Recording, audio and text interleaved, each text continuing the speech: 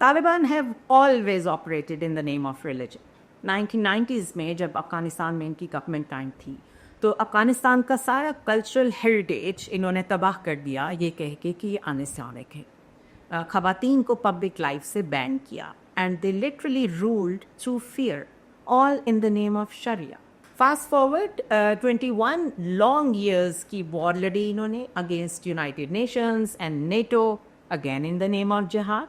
And the same Taliban are now suddenly speaking the language of the modern West. Not only that the language has changed, communist मुल्कों के साथ यानी China और Russia के साथ, even Hindu majority India के साथ रवाबित बढ़ाए जा रहे हैं। तो अगर तालिबान इंगेज कर सकते हैं बीजिंग के साथ, दिल्ली के साथ, तो फिर वो इस बात को कैसे जस्टिफाई करेंगे कि they are still supporting groups like TTP जो पाकिस्तान को अन इस्लामिक कहते हैं और यहाँ पर शरिया लॉ लाना चाहते हैं।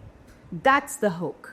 That's the exposure of the entire facade of religious ideology that they have built over the years, using faith as a convenient tool to legitimize their actions based on terror.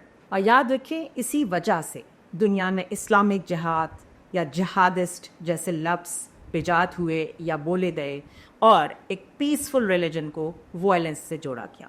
Now let's look at another contradiction. अगर तालिबान सारे non Muslim ममालिक, इसमें waste भी आता है जिसमें China, Russia भी आता है, इंडिया भी आता है, उन सब के साथ एज पार्टनर्स ट्रेड कर सकता है, तो फिर उनकी जो so called war against un Islamic Pakistan है वो तो ऑटोमेटिकली कोलैप्स कर जाती है अंडर देयर ओन हिपोक्रेसी।